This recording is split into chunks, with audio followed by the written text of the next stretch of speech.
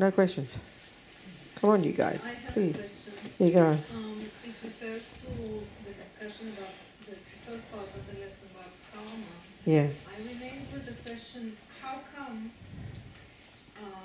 you mentioned an example like Hitler could have been Buddha? Mhm. You said almost you're certain. Sorry, what?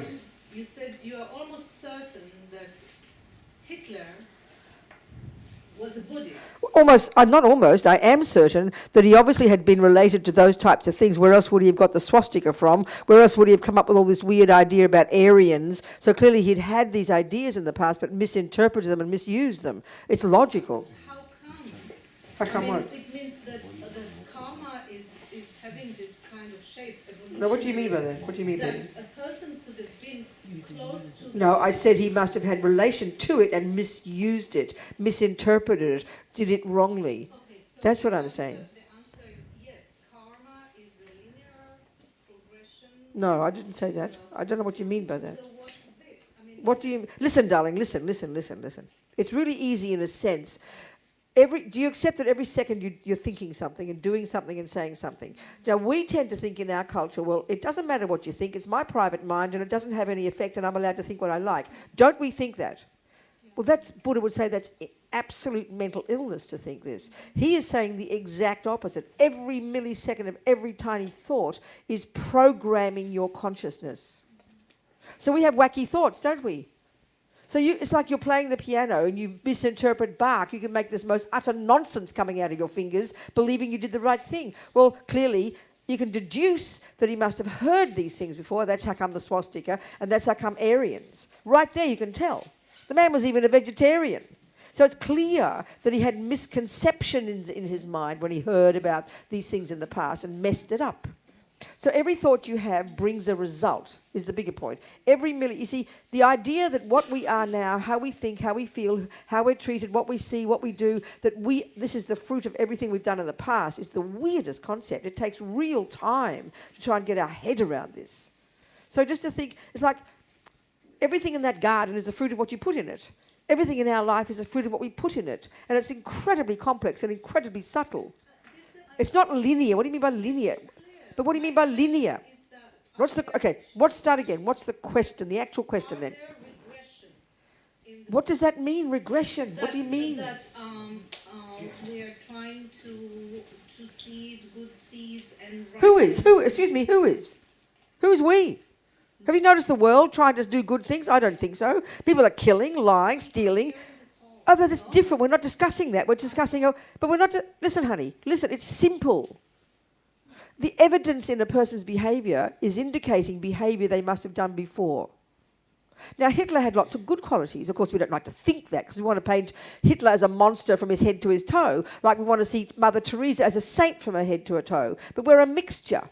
So clearly Hitler was kind to his dog, he was kind to his wife, he was kind to his fellow Nazis, in some sense. He had good qualities, he had intelligence, but he had lots of karmic seeds from wacko, weird behaviour in the past, coming from his weird philosophy that caused him, due also to the karma of all the people he murdered, they had the karma to be murdered by him.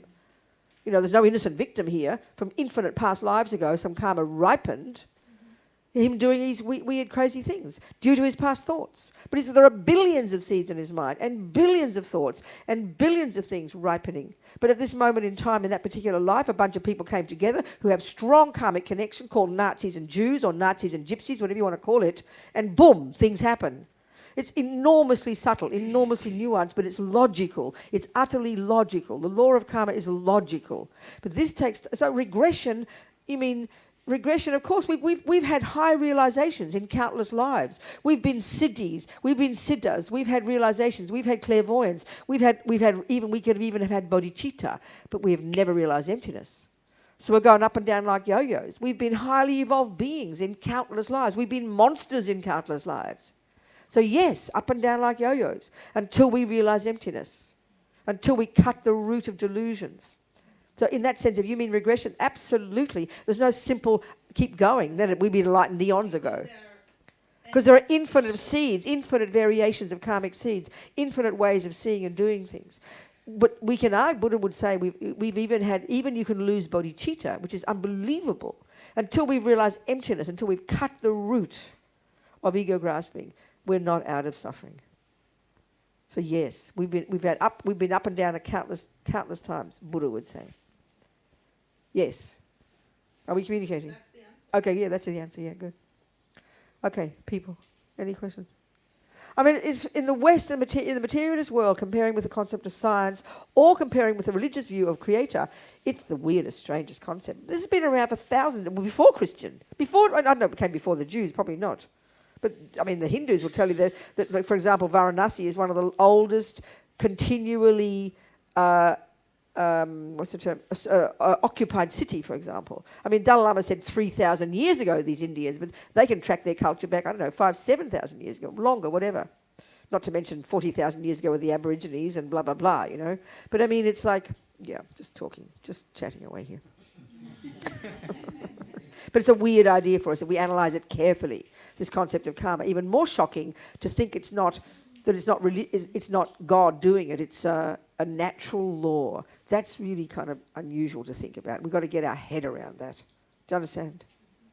And that's all the more reason why, if it's a natural law, and, you better be in charge of it. We're in charge of it. We're the ones who did it to ourselves. So we better learn the law well so we can apply it and get the decent garden in the future. That's the simple idea, Any other questions? Let's go into detail about karma. We haven't gone into the detail yet, just touched on the principle of it. So any more questions, people, from your discussions? Anything about the mind? Any old thing, I don't mind. Yes. A near-death experience. A little bit clearer, sweetheart. A near-death experience. Near-death experience, yes. How is it explained in karma? Okay, I'll explain. Well, forget even karma. I'll just explain it from the Buddhist point of view. Okay. So from the Vajrayana point of view, you've got junior school and high school, which is the wisdom wing, which is the Theravadan Buddhism, Hinayana Buddhism. Then you've got university, which is compassion wing, and then beyond, which is like university. Then you've got the advanced level, you can call it postgraduate, the Vajrayana.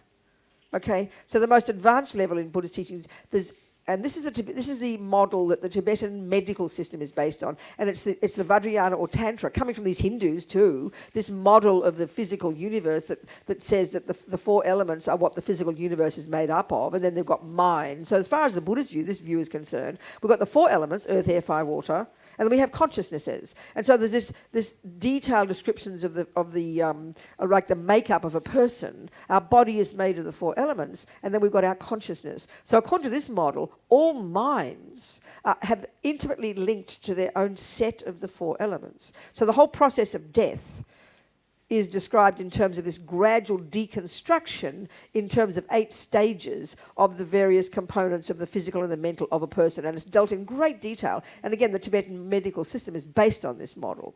So the death process, okay, so we've got gross consciousness and gross physicality. Well, that's what we posit in the modern world as all that's existing, and that's why when you stop breathing, we think you're dead. But you're not dead, not for the Buddha.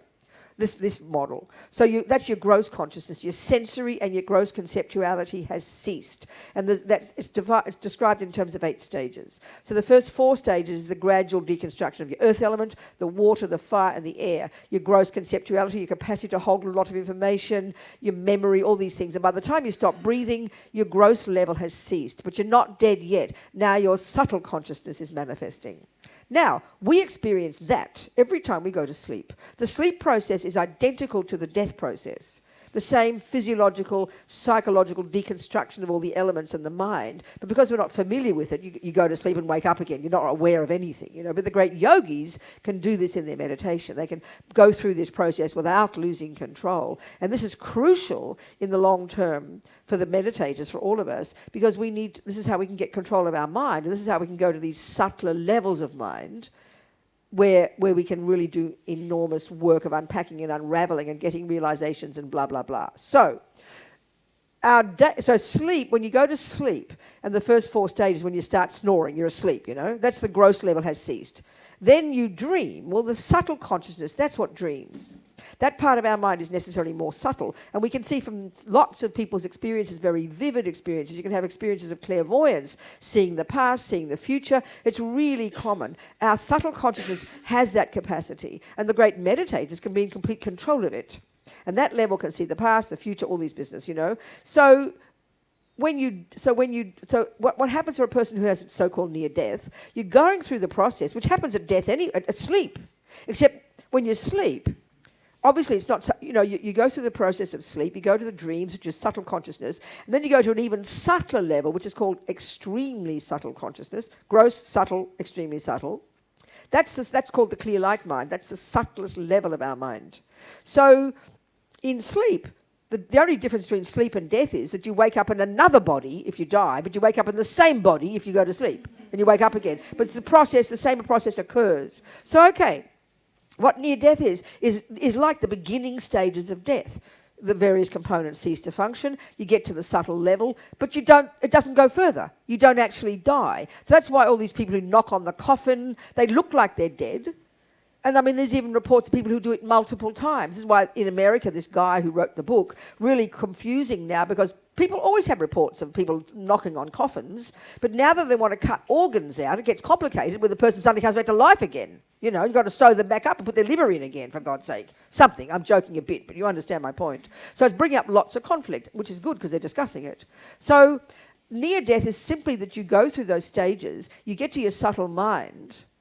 And because that's what dreams, and that can have very vivid experiences, that whole chapter this man in this book had was about the out-of-body experiences when they're on the operating table. And they all come and report the vivid awareness of exactly what happened. And he even quoted, he was a very funny writer, he was very funny. He even quoted one example of one woman, because all the medicos are very cynical about this. Yeah, someone told them, don't be ridiculous, not possible, blah, blah, blah, But one woman, she had to have such a radical procedure that they had to virtually make her dead before they cut her open. They drained her of blood, they stopped the heart, they did everything. And from their point of view, there was no way she could have been conscious. Well, she reported the most clear, most vivid so-called out-of-body experience. So they're gobsmacked. They don't know what to make of this. They can't deny her experience. So that forces them to think, okay, maybe whatever, So a near-death experience is a person who goes through the process, but they don't go all the way. They go to the subtle, maybe they even stop breathing, but the karma hasn't finished and they come back to life again. That's all. That's exactly the Buddhist view of it, But because we don't posit the subtle and the very subtle level, it's mysterious to us, obviously. And this is also very interesting because in this book of Lama Zopa's, one of the books I edited, which is How to Help People at the Time of Death, Wisdom Publications published it, and it's called How to Enjoy Death, but there's another version published, which is the original one I did. They changed it. And there's one you can download for free. So if you want it, I can send it to... Well, you can download it on you just go into... But I can give it to Shuki here, and you can ask him. It's a PDF, and it's the whole book, and it's very helpful. And... what am I saying? Oh, in there when I ask some questions of Rinpoche about this, because what happens is there's one section of the book, once you love, what to do before, the weeks and months before, to help your loved one, what to do the hours before, what to do when they stop breathing, what to do after the mind leaves the body, all these stages and what to do, it's very helpful. And so there's there's various scenarios, isn't there, how your loved one dies, what to do if your loved one dies at home, what to do if your loved one dies in hospital, what to do if your loved one wants to give their organs, etc. So the organ one is quite problematic for this Buddhist view, because I really looked into this and checked up and read this book and asked different people. And so clearly, if people know about this, when you stop breathing, that's what they keep you breathing, because they've got to keep your heart warm and toasty and the lungs working, because they want your organs to be fresh. But of course, from that point of view, you are dead. Well, as Lama Zopa said, of course you're not dead. If the heart can still breathe, if you can still breathe and the heart is warm and beating and the body's warm, by definition, the mind has to be still there. Necessarily, using the Buddha's view. It's your subtle consciousness, like the dream mind, but the grosser level has stopped. And that's what that's when you're in a coma. Exactly the same. And many people from comas are conscious, or you can be like that in dreams. You can be aware while you're dreaming of what's going on around you. That's very common. I had an experience like that at Tushita when I first did my first retreat, when I first became a nun. And so when you do retreats, your mind gets a bit sort of subtle, I'm not a very good meditator, but nevertheless, my mind got a bit subtle. And I remember having these crystal clear dreams during my nap. We'd have a nap after lunch. It was a 3-month retreat. And crystal clear dreams and absolutely vivid awareness of all the sounds and the noises around, who was saying what. I didn't see anything. I wasn't floating, but I was very conscious with my ear consciousness. So that's very possible. So even more vivid, even though they say out of body, technically you're not leaving your body. It's just the experience of watching it. But you're still there. The mind's in the body. The mind is in the body. So there's a very interesting report he did because what happens, you're so-called dead, but you're not dead. They put you on the operating table, keeping you breathing, keeping you all toasty and warm, get your fresh organs out. And then they don't give you anesthetic because obviously they think you're dead. So this report is very fascinating.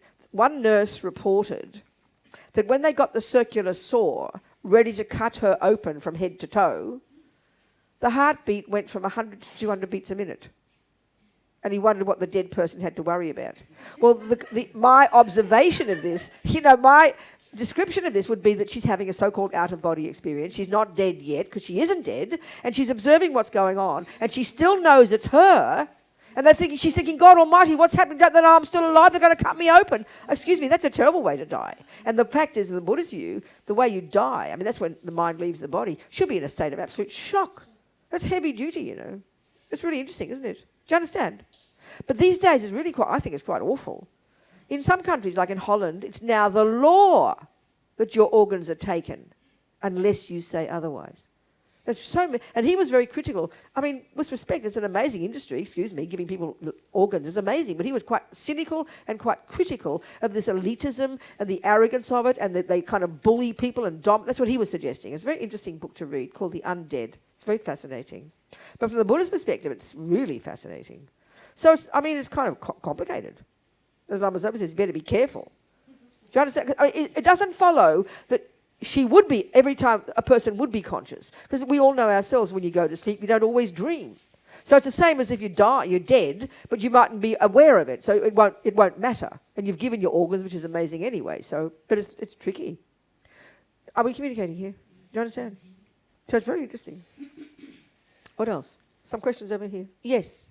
Shlomo. Amazing. What? You keep referring to our experience. Our experience? Our experience. Everything is our experience. But seems to me, from just a bit of meditating, that our experience is not that real. But I don't know what you mean by our experience. I don't remember saying those words. What do you mean? What are you talking about? Our experience. What do you mean? Sorry. I think you were using the term our experience. I don't remember, though. In what context? I don't remember. I'm talking about karma being the result of our own past actions. No. Not that. No. Okay. Just go on. So let me... Just ask your question. I'll rephrase. Okay. When we refer to our experience... What? When we refer to our experience, the way we comprehend things, the way we see things, the way we understand things. Ordinary daily life, yeah, that's right. Yes. Then? This is obviously a bit delusional. Oh, if there are delusions there, your experiences aren't valid. Yes. So how can we trust our faculties and... Because you have two kinds. You have delusions and you have virtues. You have delusions and you have virtues. So you're a little boy at school and someone tells you that 1 + 1 is 2 and you forget and you think that 1 + 1 is 3. And then someone points it out and the virtuous part of you, the wisdom part of you, listens carefully and you go, oh, I made a mistake there, and you change it. Well, that's called wisdom. We all have it. If you don't have it, you're in trouble. We have virtues and we have delusions. And this is the point that I think in modern psychology, we don't trust subjective at all. That's the big problem. The Buddha's whole point is it's subjective. And we've got this, if we have got access to wisdom and access to virtue and access to intelligence, which is how come we're here and not in the gun club, then how marvellous. That's the part of us we have to develop. That's why we have to have single point of concentration and develop concentration, develop discrimination, develop good memory, develop all these parts of us in the third category that are the technical, mechanical parts of our mind that enable us. They're the part that do the job of discriminating between delusions and virtues. And the more concentration you have, the more knowledge about the mind you have, the more concentration, the more mindfulness you have, the more equipped you are to do exactly that. Yes, we can be delusional. Yes, we can fool ourselves. But that doesn't mean it's that wisdom can't override delusions. Otherwise we're lost. But that's a typical view in the modern world. We can't trust subjective because we don't have that view. Do you understand? Yeah. That's why you've got to have good teachers. Just to have any old rubbish and think you can write a book because you've been to a meditation course, which is what people think is so disgusting, you know. Get good teachers. Check your sources. Hitler must have had wacko sources back whatever life he had it, you know. Do you understand? I mean, yes, delusions are terrible. Delusions are rampant. But having good teachers, good methods, good system, a lot of good conditions come together to give you the wisdom, the clarity that we can do the job. So a lot of things have to come together to do it well. Yeah. We're very fortunate if we have it. But it's possible. Do you understand? Yeah. Good. Yes. Before you mentioned the Atman, which the Hindus believe is the spiritual part that moves. That's right, the self, the equivalent of the soul, really, isn't it? Yeah. And now you said that according to Buddhism, we go to sleep in one body and wake up in another body. Well, I said it like that. Yeah, but that's very true. What is your way of looking at this from the Buddhism Yes. point of view? They don't use the term soul. No, consciousness, mind, consciousness. You see, in the Buddha's view, the word mind or consciousness encompasses, you see, normally speaking, I suppose we think we're a body, we've got a mind, and we have a soul. Do you understand? But the Buddha uses the word mind to encompass all aspects of our inner being, all the way from gross, deluded, violent, negative, positive, compassionate, wise, instinct, intuition, to the subtlest level of our being. Call it what the Hindus might call soul or Atman. All of that is encompassing what Buddha means by consciousness or mind. Gross, subtle, and very subtle. It's the consciousness, this river of mental moments, that we can totally purify, that is continuing from beginningless lives going through life after life after life. The mind, the consciousness. So what do you say? It's just different terms or it's different? No, I think different terms, but definitely different meaning. And this is where we began the discussion about emptiness and the two truths before. So it's quite a subtle discussion, but let me put it like this. Okay. Okay.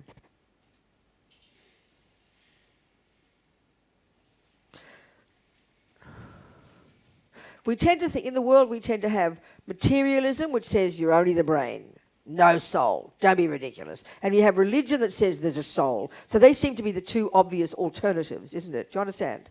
But the Buddha's one is more nuanced than that. He is saying it's not only physical, but there's not also the thing called a soul. So let's just use the word soul, for a subtler part of us, yeah? That is created by God, isn't it? I mean, we're not talking about reincarnation here, are we? So soul normally comes from God. Would you agree with that? Is that the usual view in most religions? Not. Oh, God, you Jews have different ideas. You're so weird. What are you saying then? Where does your soul come from? Well, then be quiet if you don't know. I'm serious. Be quiet if you don't know. I mean, you just said, no, it doesn't come from God. But asking the religious view, where does it come from, your soul? But I'm not talking whether you believe. I'm asking what they say. Shh. Well, who else are you talking about but them? I'm talking about the view that posits a creator. I am saying if you talk about a soul, the philosophy of a soul, that's coming from the view... No, darling, you're not listening to me. I'll start again. I'll start again. I'll come again. I know that. Please. I'm sorry. Okay. I'm talking the different models. I'm talking about different models. The materialist model says one thing, yeah? The Christian, the Jewish, the general agreement there is there's another component called a soul. The Hindus call it a self. And even though their view talks about reincarnation, nevertheless, there's general agreement. It's a subtler, essential part of us. Even the Greeks talk this way. The Socratics or the Greek guys, took some fundamental substance, some essence. Okay, that's the view. So the point is the Buddha... He's not saying there's not something more subtle. He's not saying that's something that doesn't come from before and go after. He's not saying there's something that isn't not physical. He agrees. But so it's not more a question of the way it exists. That's the difference between the view about a soul and the view about, say, for example, you could argue that we've got gross consciousness, which is this level, subtle, which is where we dream, and it's still quite vivid, and then there's very subtle or extremely subtle.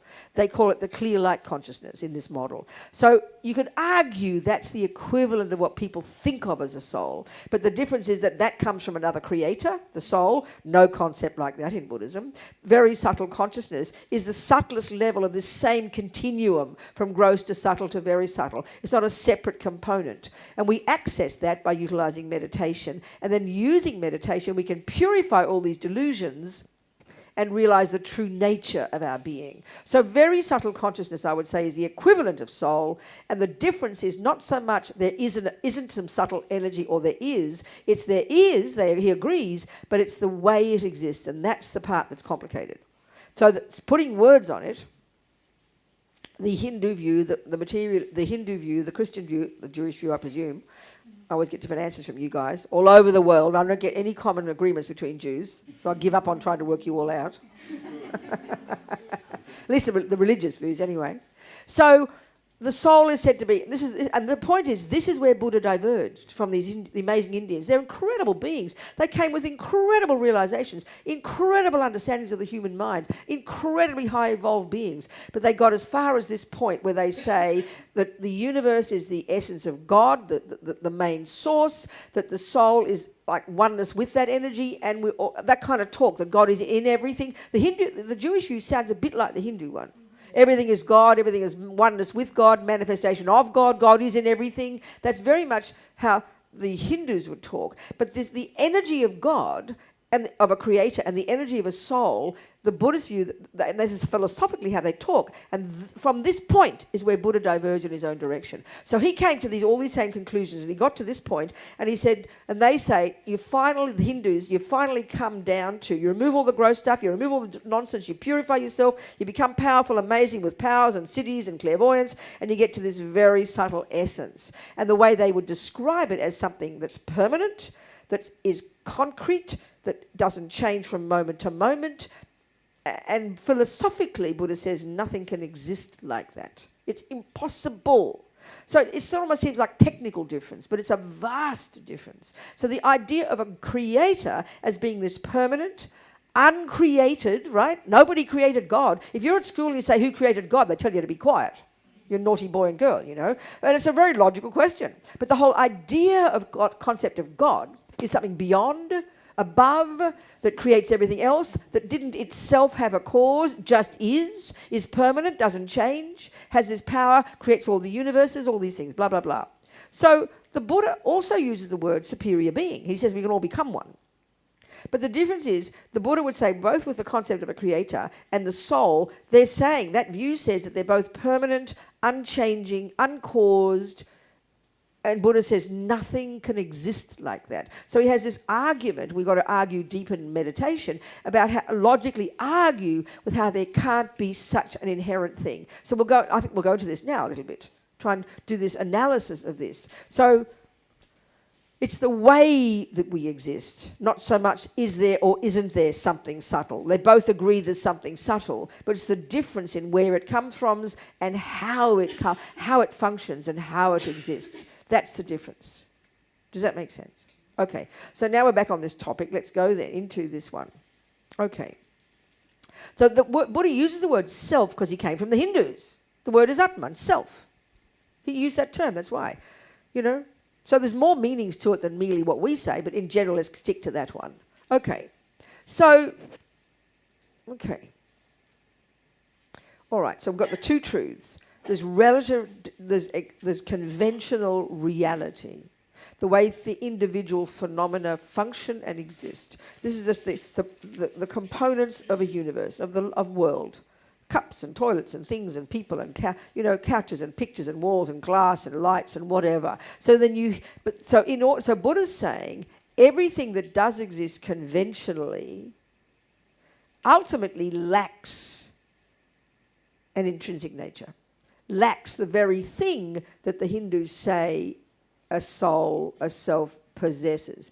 Buddha says it doesn't. So this is the part that's tricky. It's incredibly subtle. It needs enormous meditation skills to get this, you know. So let's talk about it. So, okay, the shorthand. No, never mind that. So now before we begin to look into how something exists, we need to first establish and be very clear, communicating with each other, that we've all got the same definition. Otherwise, how can we have a conversation, you know? So, you know, well, my example, Mummy, what's that? Well, darling, it's called a cup. What's a cup, Mummy? Well, she will give me the definition. A definition here in general has two parts. The first part tells you its conventional characteristics. Well, sweetheart, it's this flat-bottom clay container. I get that. I learned those words. I can see that. But I need the second part of the definition, which is a crucial part, which tells you its function, its job. Now, in terms of understanding emptiness, wisdom teachings of the Buddha, this is a massively important point. It doesn't seem evident initially. So, oh, sweetheart, it holds my tea, she will tell me. So now I understand what a cup is, but that's not enough. We've got to make sure there is, in conventional society, there's no other view of this thing that directly contradicts that. Well, no, first of all, we should get her to prove it. That's the two things we have to do. Don't just believe that's what it is. She should prove it to you. So she gets her tea and she pours like this, and I will see, indeed, it does hold her tea, which means I've just proven that her definition is correct. And in other words, if you say it holds your tea, then it's kind of telling the truth if you prove it holds your tea.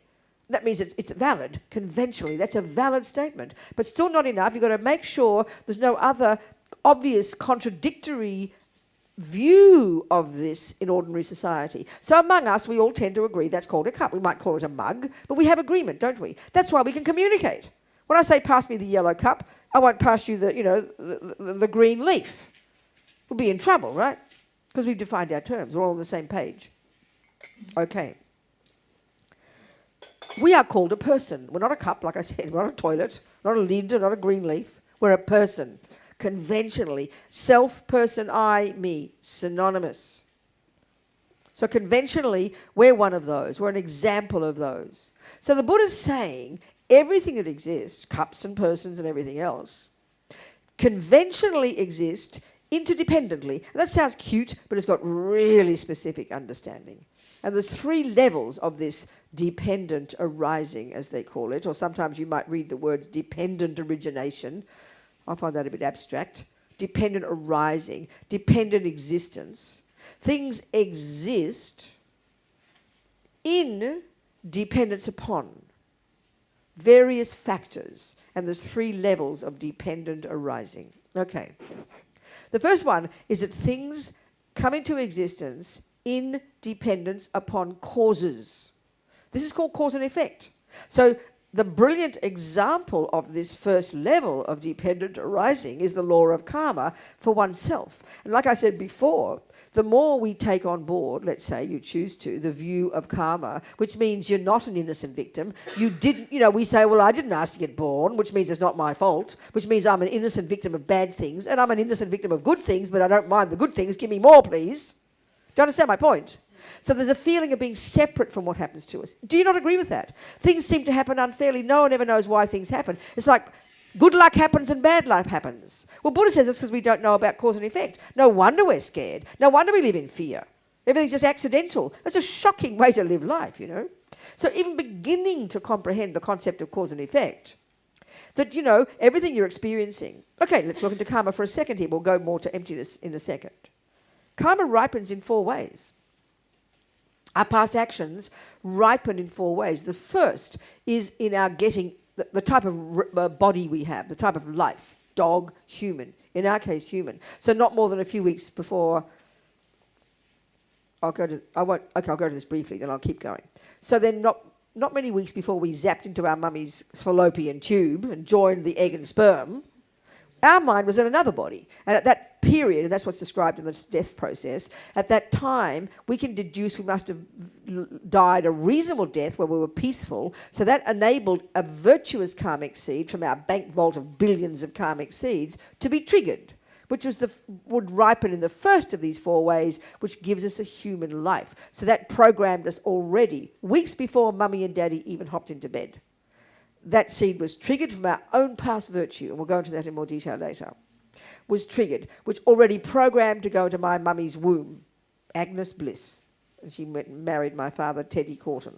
Anyway, she's Agnes Bliss. I'm called after my auntie, Robina Bliss. And then she married Stasis Arkushauskas. So she became Robina Arkushauskas, a Lithuanian guy. A Nazi, actually. Yeah, I had a Nazi in the family. He never said he was a Nazi. But I mean, the Australians, this is getting off the topic here. Australia had a white Australia policy.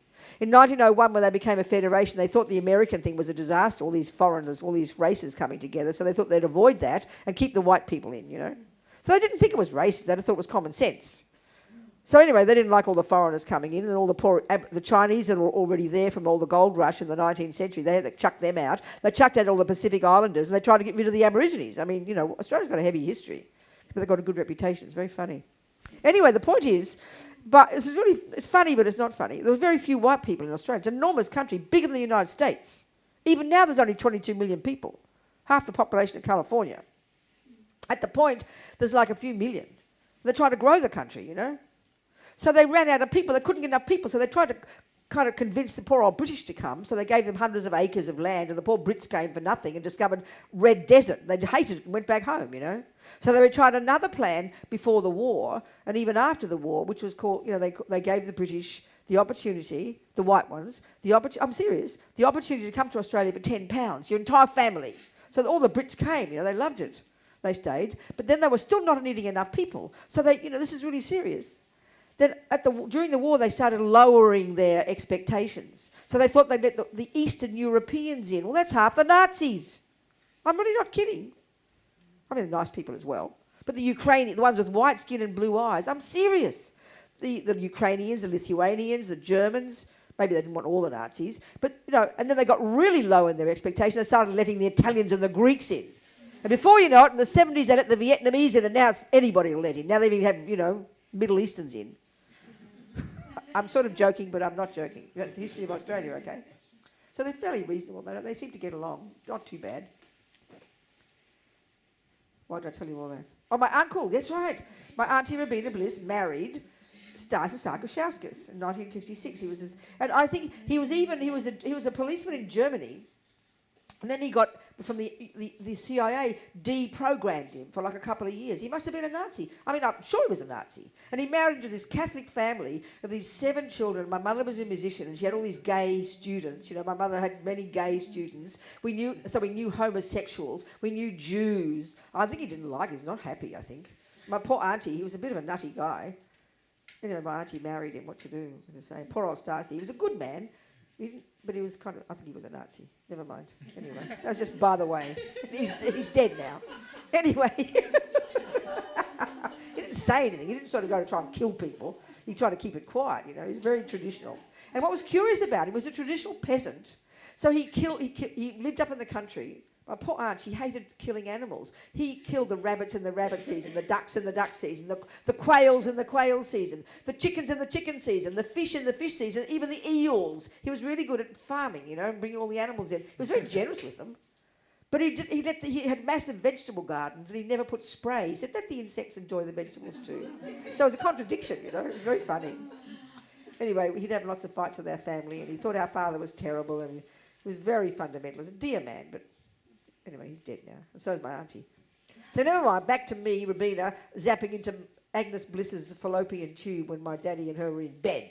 But a few weeks before that, my virtuous karmic seed one, my first one, triggered that programmed me to get a human body in Agnes's, they called her Billy, in her womb, okay? Second, at the same time, also what triggered, from the billions of karmic seeds in the next lot of karmic results, which is your tendencies.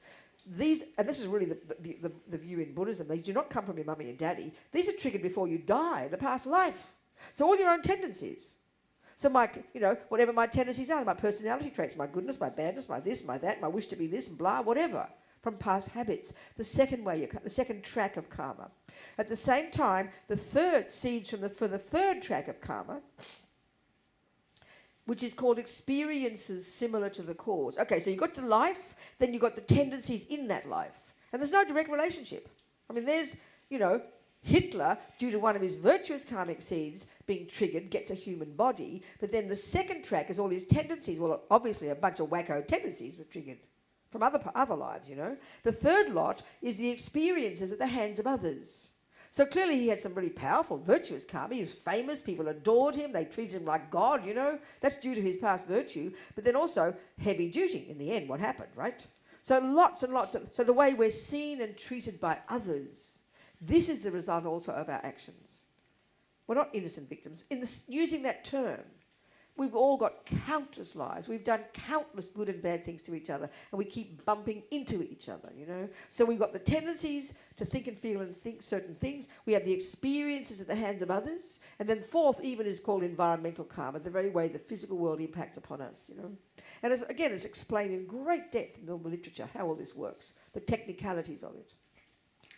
So, my point now is, this is an example of dependent arising. That things aren't just random. It's not someone else who did it to you unfairly, which is how we feel. We believe this. So then having the view of karma, and I can tell you from my own experience, having decided to take on board the view of karma, that the effect of this has been huge in my life. So that's the explanation I use. Not, oh, it's not fair, poor me, why do you do that to me? And then, you know, and get upset and angry, and when things happen, you practice, it's hard work.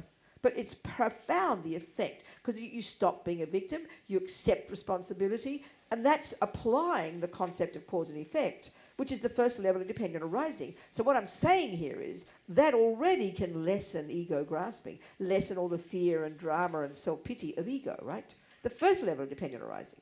Karma is an example. Now let's get to the second one. That's really tasty. This is not the subtlest yet, but it's very fascinating. The second level of dependent arising says this: everything exists in dependence upon its parts, its bits and pieces. You know, this interdependent coming together of many bits and pieces. So let's look at this one. Okay? All right. So what Buddha's saying is this.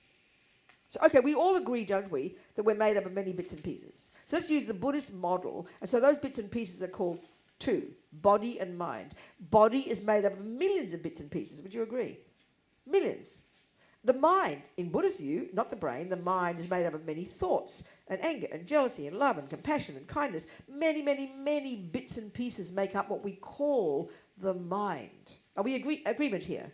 So that's lots of bits and pieces, isn't it? So they're coming together, like all the pieces you assemble together, that's what you call a car. All the pieces here, we assemble them together, that's what's called me. Okay? Similar idea. So now, this is the point Buddha says.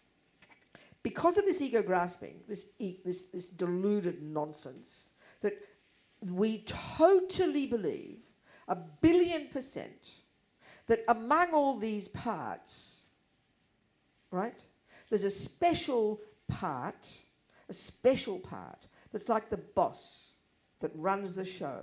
And that part is called I. All our language expresses this. It's the central word in our mind. Everything we experience is in reference to the I. Everything we do is in reference to getting what it wants. All the suffering is when it doesn't get what it wants. I is the main player inside us. So this is the simple point, you know. What Buddha's saying is this, that all the delusions, they over-exaggerate something there. So on that plate we could argue, simply speaking, back to attachment, there is a thing called a chocolate cake. We can establish that conventionally there is a chocolate cake. Without going into too much detail here, it's a simple level. There is a chocolate cake. But if attachment is in my mind, we all know this. Then I've got my attachment glasses on. We know that the cake that I see on that plate is a divine, delicious, vibrating, heavenly, gorgeous cake that will make me happy cake. Do you agree with that?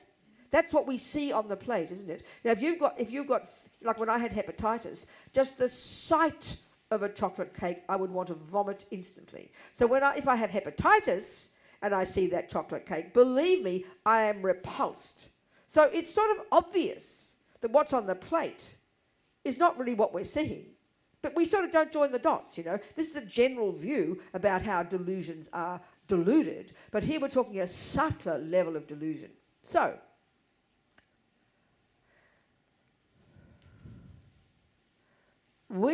when we say a word, okay, never mind all that, we'll go into that. So now, what Buddha's basically saying is, don't be ridiculous.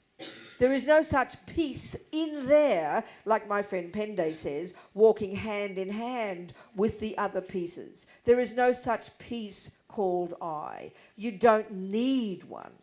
The other pieces do just fine on their own in functioning as Robina. So that's what we've got to unpack. This is what we've got to unpack. Because the deep assumption we have, without question, without an absolute primordial assumption that we take as the absolute truth, so true that even as we hear these words, we literally can't hear them. So let's do some analysis. Let's do a little bit of analysis of this. Be very logical. And this is what all the yogis say we have to do. You don't just space out in meditation. The mind of a yogi is a mind of detail. Precise, clear, valid thinking to unpack and unravel and deconstruct and argue with ego's ridiculous misconceptions. So let's look at this one then, okay? This is not the subtlest level of emptiness, of dependent arising, but it's a very tasty one. Okay. All right, now, I will tell you, here, do an experiment. I will tell you, I have a cup and a saucer. I've got all my biscuits there, and a vase, okay? Look. Can you see? Come over here.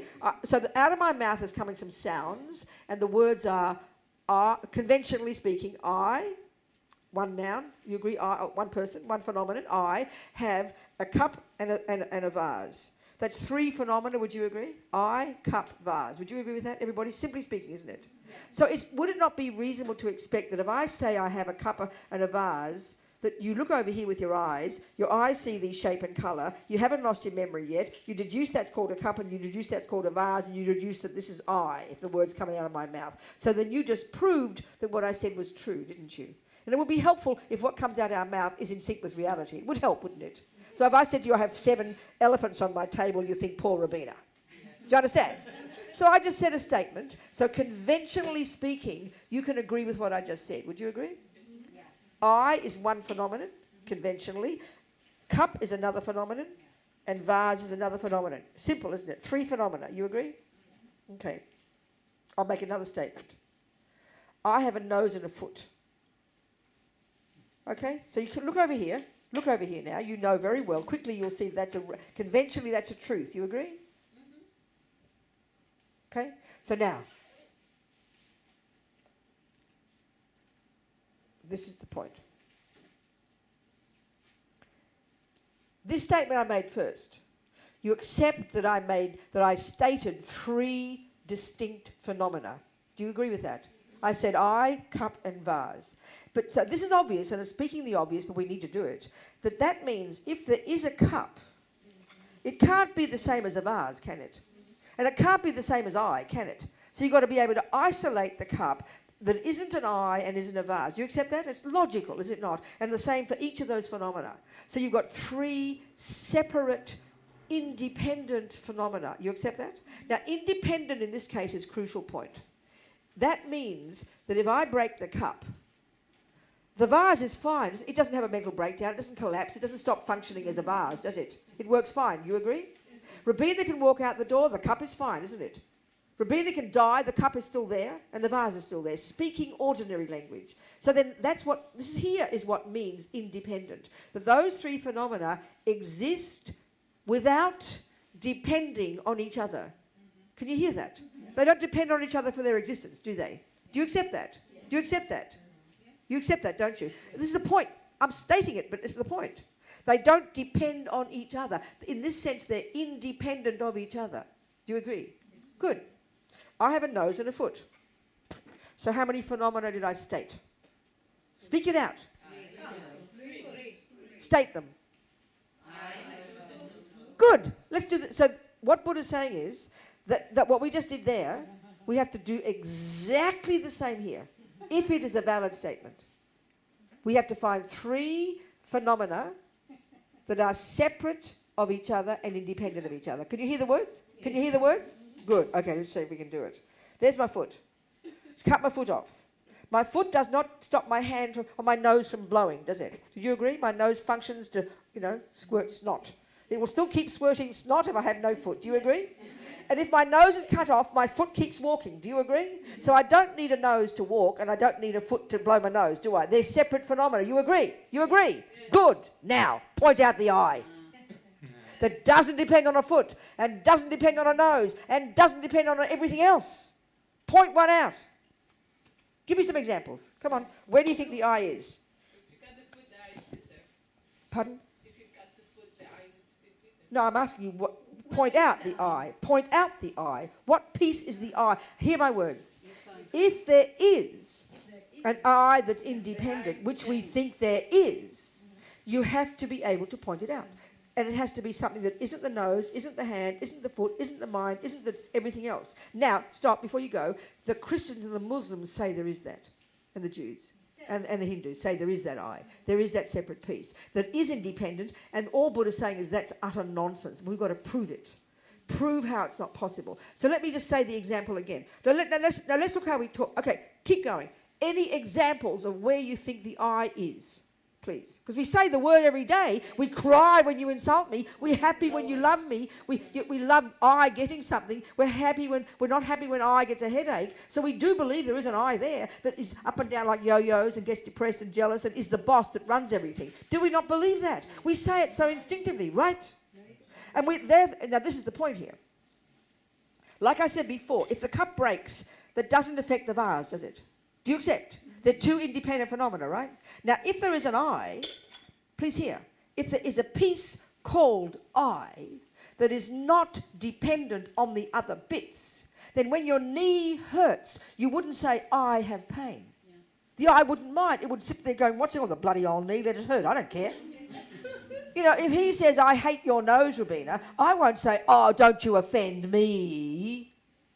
If there is an I that's independent of the rest of you and you're falling off the mountain, you won't say, I am falling off the mountain. You'll say, oh, my body's falling off the mountain. Look at that. This is hard to hear, isn't it? It's annoying, isn't it? Because we believe there is one. But we don't state there is one. We assume there's one. We act as if there's one. But we can prove that can't be, because right there we can see that we can say I is dependent on the knee, because when the knee hurts, the eye feels it. But this is the tricky part, is what is that I? And that's the tricky part. It's not what we think it is. So this view says there is, this is what Buddha's arguing with, that there is an independent I there, but the Buddha says straight away it can't be independent, which means it wouldn't feel anything, and you wouldn't say I am hurt, you wouldn't say I'm depressed, you wouldn't say I nearly had a car accident, you'd say the body nearly had a car accident, you'd say the mind is depressed, if they were independent. So it's clear there can't be an independent I from that logic. The cup is independent of the vase, one can break, the other doesn't mind. But it's clear, if there is something there, it's interdependent. So it can't be separate, but we believe it is. Are we communicating here? Why can't it be abstract? Why can't what? Why cannot it be abstract as a concept? What? The I, abstract. Why? What's the word? I can't hear what you're saying, darling. Abstract. Oh, abstract's meaningless. Abstract doesn't exist. What do you mean meaningless? What? You have decided meaningless. Fact it is. I'm giving you the Buddha's view, honey. You have to argue with it. I'm giving you the statement in this view, you know. I'm talking to So you. what do you mean by abstract? Okay, good. What do you mean by abstract? It means I agree with you that I cannot touch it. Okay, so then what is it? But it's a concept in language. Yes, it is. It is a concept Yes, in language. it is. It is. Buddha agrees with you. But we have to what he's suggesting is that we over-exaggerate its status, and that's our problem. So we have to learn to see. And all the Buddha is saying is when you realize there is no inherent, independent, intrinsic essence called I, then you have stopped suffering. Why do you put this obstacle that has to be this and this and this? I'm giving you Buddha's view, honey. What can I do? You know, you don't like it, you don't have to like it. I'm not putting an obstacle, I'm telling you Buddha's view. Yeah, but I'm asking you as your representative. Excuse me, that's one thing I'm doing, giving you the answer. What would I say, a communist view? What view would I give but Buddha's? No, it's okay if you're giving, but I'm asking you, since you are representing Buddhism, I'm asking you. Well, I answered it. What more do you want from me? I don't want anything. I'm very thankful for what you. No, darling, I don't mean it like that.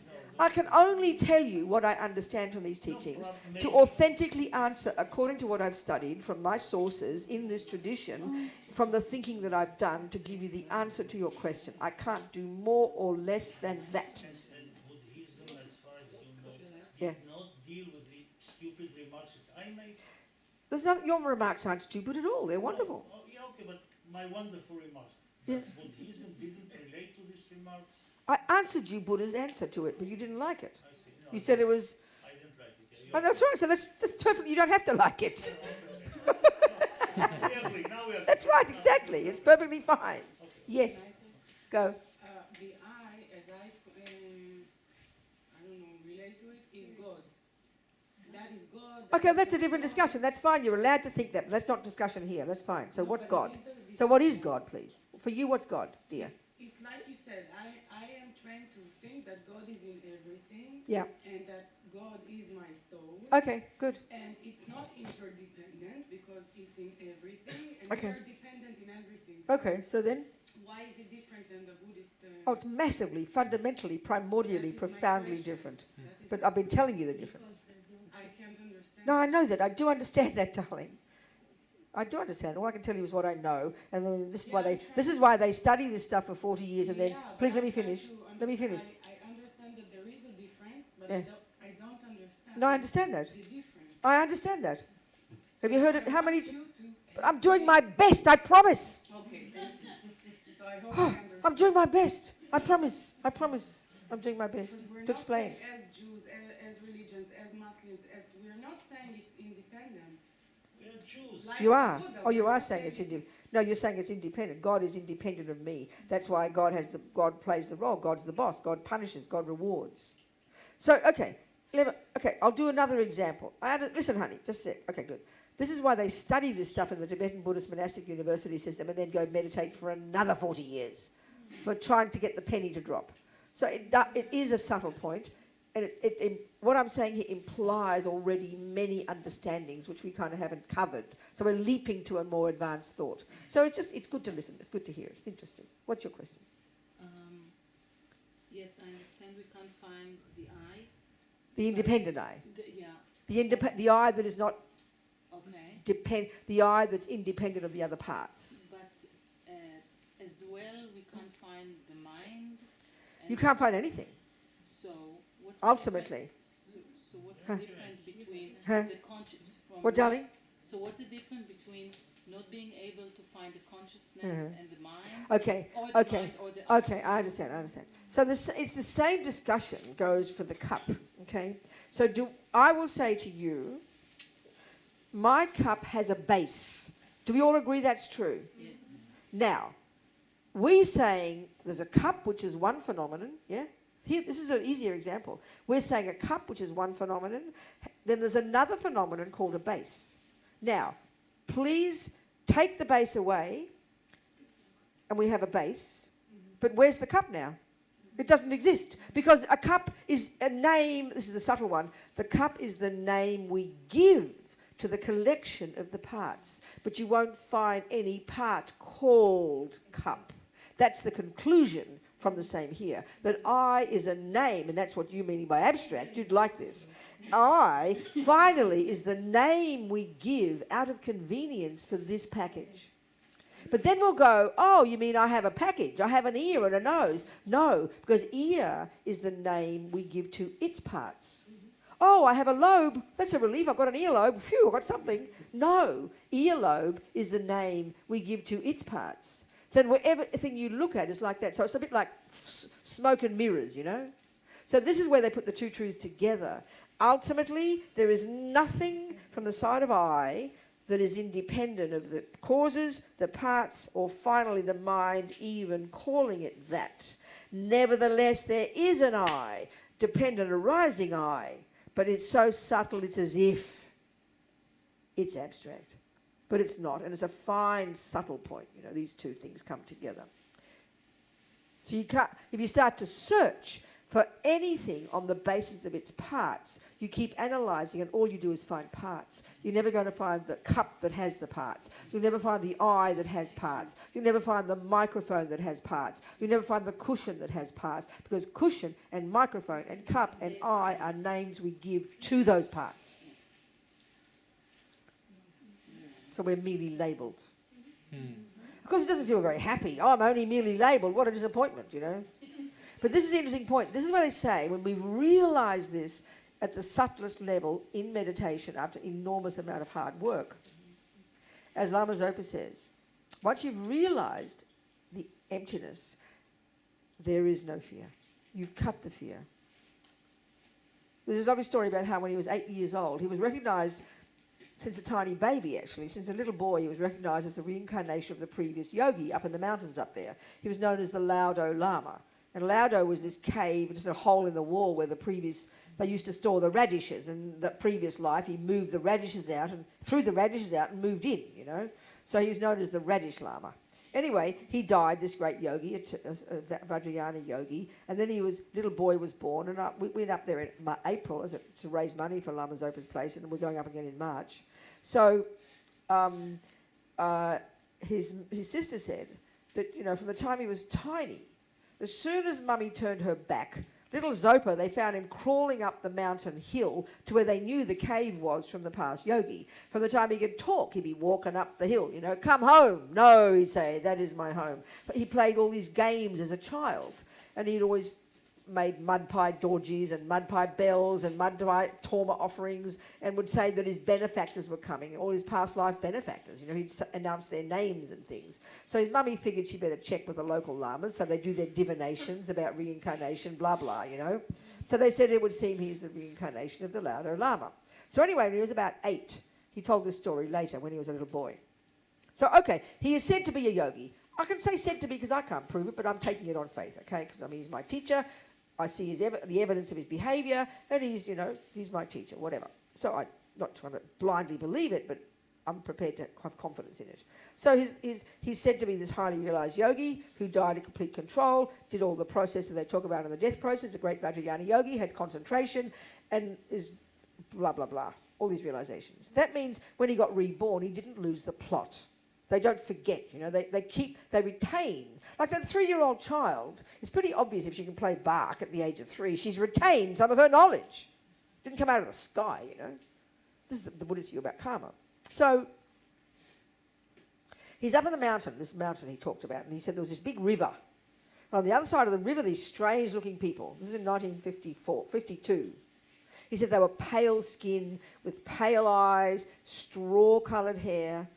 It sounds like white people, isn't it? You know, he'd never seen white people before, and he wanted to meet them. So there's this rickety bridge, right? And he had his bowl of potatoes. He can't go empty-handed, and the Sherpas love their potatoes. So he's walking across with potatoes, and he falls in the river. Well, they don't teach them swimming up there, you know. So he's drowning. So this is how he told the story. He's 8, okay? He said,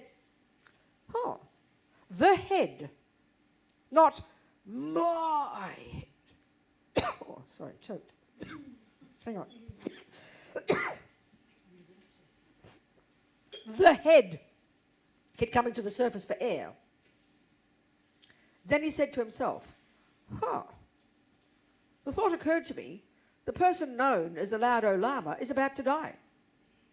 And then he said, I didn't know anything about emptiness.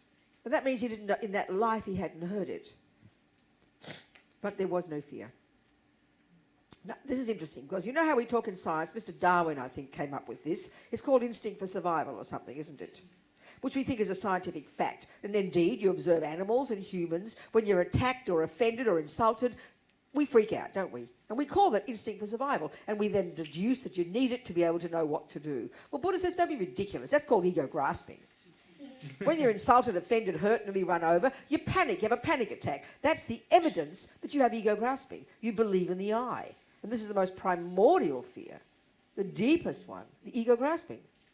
So we can deduce from him, if he's telling the truth, that he doesn't have ego grasping, which means he has realised emptiness in the past. Therefore, there was no fear. Now, this is what's interesting. We would suggest that if you didn't have ego grasping, you didn't have instinct for survival, you'd sink to the bottom of the river like a stone and go, oh, well, I'm drowning. What the hell?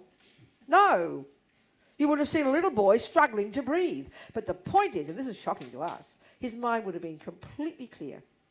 Completely clear. No drama, no fear, no upset, no anxiety. This is an impossibility for us, but this is Buddha's point. This is all delusions, and we can get rid of it. And when you realise emptiness, and of course perfect it, literally there is no fear, there is no anxiety, there is no attachment, there is no neurosis, there is no panic. This is impossible for us psychologically. That's why we think it's religion, you know. So it's pretty intense what Buddha's suggesting. Do you understand? Why if we realize emptiness, Yeah. we don't have fear? What is the connection. The point about what Buddha, this is why it's hard for us to hear it.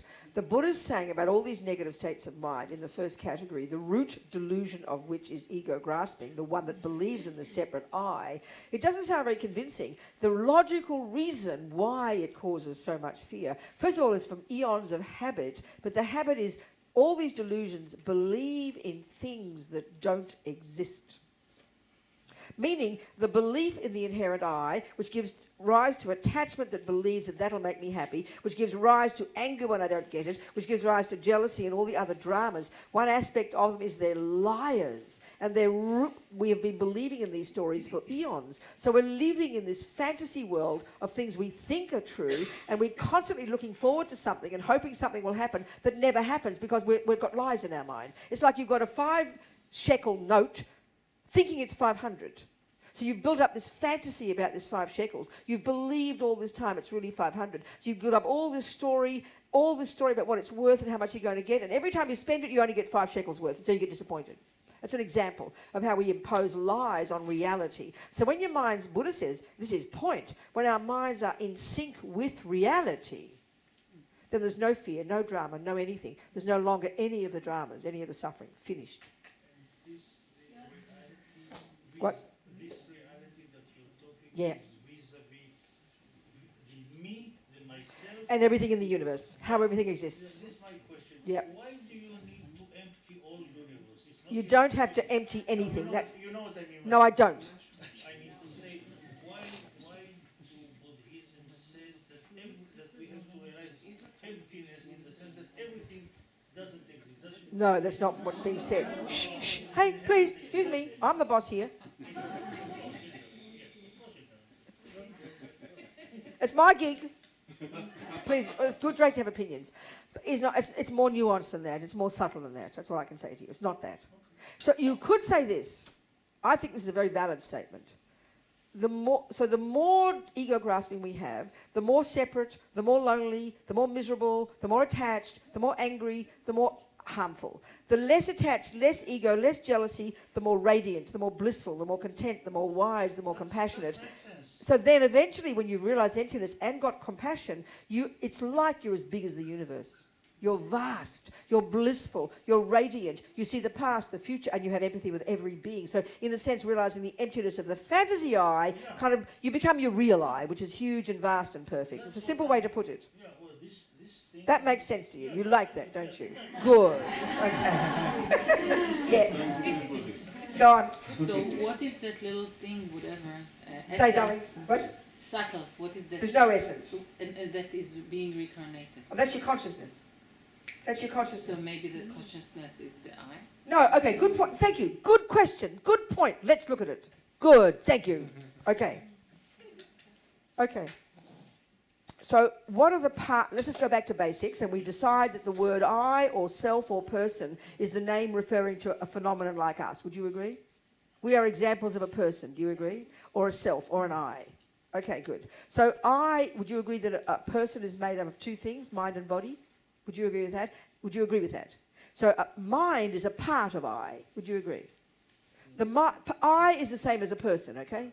I or person. And so you're a person. Do you accept you're a person?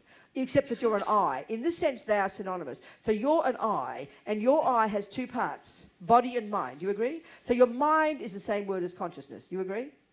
Do you agree? So if your mind is your I, then you don't need 2 words. If they will be identical. You would never say, I have a mind. It's impossible. You would never say it. It's not possible. If they were the same thing, you wouldn't need to say the separate word. You got to hear that point first. Alternated.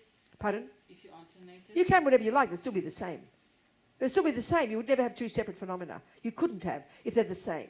They're either one or more than one. No, the mind and the I. That's what I'm saying. If you think your mind is your I, they're the same. Would you agree they're the same? No. Okay, do you agree if mind and I refer to the same thing, there's one thing? Okay. Then why bother saying I have a mind? Because you just said they're the same. You wouldn't bother. It's like saying I have an eye. It's like saying, oh, mind has a mind. What for? Unnecessary. So it can't be the I, because I is separate. It's got to be separate. It's got to be separate if it's independent. But when we get, that's the point to think about. Okay?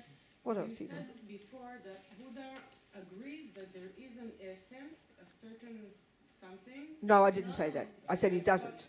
So, okay, he's saying there is consciousness, and he's even saying there's very subtle consciousness. And I was suggesting, if you like, you could argue that very subtle consciousness for the Buddha, which is the continuity of all your consciousness, not a separate phenomenon, is sort of equivalent to what people mean by the soul. But the way they exist is the way they function and how they describe them philosophically is extremely different. That's the point. That's the point, darling. What else, people? Questions? Let me do another experiment to try and prove from another point of view how we don't need a little I. That, you see, is what we think is the boss. We think the I runs the show. I do this. We say it. Naturally, of course we say it. So let's look at this. This is an interesting point. Okay.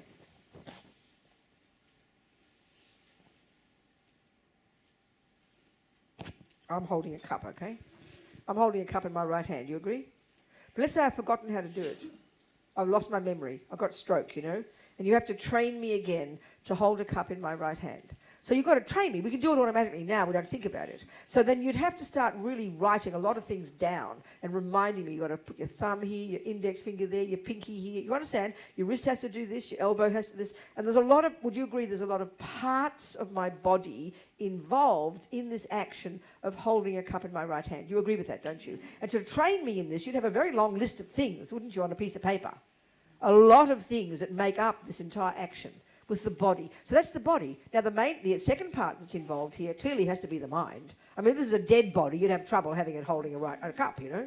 So now the mind, what are the parts of the mind? Well, I've got to have ear consciousness so I can hear. I've got to have eye consciousness so I can watch. I've got to have intelligence and discrimination and in all these ones, and concentration in the category called neutral. The virtues, there's not much of those involved here. And there's delusions, not much involved. It's just learning a mechanical thing. So I have to have lots of my part of my mind. That means I need to have concentration. You agree? I have to remember what you said. Do you understand? I have to recognize what you said. All these different parts of my mind are all functioning along with eye consciousness, ear consciousness, along with the body. So if you want to think about it, there's the person called Robina, all these parts of her mind and all these parts of her body are all working together nicely to accomplish the action of holding a cup in her right hand. Do we agree with that analysis? Yes. It's a good analysis. Now, if you really wrote all that down, I had to memorize it all, you'd cover an awful lot of parts. Wouldn't you agree? You'd have a long, long list. Would you agree with this? Yes. Okay, good. This is the point now. This is the point. And each of those parts would do their job, wouldn't they? If you did like an architecture plan of a house, every bit does its job. You have 3 screws, 2 this, 4 that, 3 pieces, a piece of wood here. You have an awful lot of parts, and they all work hand in hand to keep the building up, don't they? You agree with, don't you? Yeah. Everything's like that, isn't it? So this is an analysis. So you can really have a completed list of all the bits of the body, have a complete list of all the bits of the part, in order to have the experience of holding the cup in my right hand. You agree? Yeah. Now the question is this. What role is left over for the poor little self-pity, precious little me who thinks it runs the show? What role is left over for the part that we think exists there called I? Do you hear the question? Yes. Any suggestions of what role is left over that the other parts aren't doing? It's feeling left out. What role? Sorry? So, okay, good. That's fine. Perfect. But listen, what is intention? Body or mind? Mind. Okay, so it can't be I. It's mind. It's one of the pieces of mind, the intention to do it. Straight there. It's one of the parts of the mind. So what role would I do? This poor little I that feels left out? Operating? Huh? Operating? What do you say more? What do you mean? Say more. Functioning even? No, say more. What do you mean, darling? The fact there is a house, the fact that there is a house, yeah. Somebody needs to turn on the heat. Oh no, in that case it's different. We're talking about, no, that's not the same discussion here. We're discussing quite specifically the action. We call it, I'm holding a cup. Conducting the whole... Hang on, we call it, the action's called I'm holding a cup. But we're looking at the pieces of I that do the job. And what I'm trying to show is In reality, I'm trying to show there's no job left over because there's no such thing as an I, because we don't need an I, and there's no need for it because the parts do fine. But wait a sec. But instinctively we believe that I, like you said, we believe I intend, I hold, I remember, I this. We always put the subject I in front. And so we assume that I, that word refers to a piece. But if you analyse it, it's just a name we give to all the bits doing their job. And that's, just a moment please, that's the same concept that Buddha would argue with for the job of being a creator. I remember one time in Kathmandu, I gave a talk to a bunch of Lutherans, you know, at our centre, and we were discussing the differences in the different religions they wanted to know. And I told them about karma and how there's no creator. And it was a very interesting point that he made. He said he was really shocked. One guy, he said, but how come there's not anarchy among Buddhists? Because there's an assumption we need a boss. There's an assumption we need a person to control. That's what an I, we think there's an I that controls. But all the Buddha's pointing out is intention does the intending, holding does the holding, finger does this, compassion does that. All the bits do fine. You don't need a separate boss to make it show. And that's a shocking concept to us. You understand what I'm saying, people? It's scary as hell. Because we think there is and we feel it. We even say it. We are not needed. No, we're not needed, that's right. It's really funny. Why do we need morality? Pardon? Why do we need morality? That's a really good question. That's a brilliant question. For the Buddha, morality and wisdom are completely linked. Wisdom is a function of a mind that sees that everything is interdependent, therefore is loving and compassionate and generous and forgiving. And that the mind that's attached and angry and fearful is the opposite, doesn't believe it, has not reality, and is completely evil and monstrous and frantically hurting everybody else to get what it wants. It's a nightmare. That's why it's so interesting in our modern world. We think of intelligence as one thing and morality as another. So we love all these genius... You remember that movie that Russell Crowe was in? The Mind one. Beautiful Mind. We make saints out of maniacs. He was just a very suffering maniac. Because he was intelligent, was a clever bloody mathematician or something. So we think, oh, that's so special. Or some amazing artist who goes and murders everybody. I mean, Mr. Picasso was this really naughty boy, you know. But we think he's so divine because he's an artist. So we don't connect brilliance with morality. You can be this genius science and know the universe, but if it doesn't affect you, if you go home and beat up your husband, what good is it? Whereas the Buddhists, you logically, wisdom and reality and morality have to come together, which is a pretty profound concept. It's pretty marvelous, actually. Do you understand? Yeah. But you use the word I. Yeah. Okay, so can you say a sentence, please, which concludes what am I supposed to do with this knowledge or with this negating the I as I understand? What you're supposed to do with it is lessen fears, lessen attachment, lessen jealousy, lessen anger, increase love and increase compassion. That's what it leads to. That's the implication. This is in Yiddish we say tachlis, in purpose. That's right. The only reason. Because we suffer because we believe in a separate I. And we have attachment and anger and pride and jealousy and hurt others and lie and steal and kill because we believe in a separate I. When we stop believing in the separate I and realise that we're interdependent, and it sounds very abstract to us, I agree, then we have this vast connectedness with every being. We're naturally blissful, naturally clear. This is our true nature, Buddha says. Bliss and clarity and joy and love and empathy and wisdom. That's who we really are. So that's what you're heading. Yep. Yep, you're heading to Sangye, Buddha, free of all the rubbish, full of all the goodness. One step at a time. Enjoy the journey. Yes, Betty? Is there at all an explanation from the part of Buddhism? Why is it like that? What do you mean? Why? Why do we live in illusion? Why? Oh, okay. Oh, very easy answer, darling, but it's disappointing. Why are you playing the piano badly? Because I have practice. Thank you. Or better, you've been practicing playing it badly. Why are you playing the wrong music? Because you've been practicing it. Why? So then why are we deluded? Because we've been deluded before. We want the first big bang. We want the first cause. We want somewhere that something happened that made us start this. That's the simple answer, but it's so boring. It's like a shock. If we are deluded at this moment, if bad things are happening to me, if good things are happening to me, if I'm virtuous at this moment, that's because I've done those things before. That's the answer. There is no other answer. It's as simple and as ridiculous as that. It's habit. It's habit. So Buddha's telling us he's found methods to go deep into the mind and think about these things in a really sophisticated way in order to recognize the delusions and how they lead us up garden paths and rid them from the mind, so that when we can access our true nature of bliss and clarity. And he means that literally. Yeah, but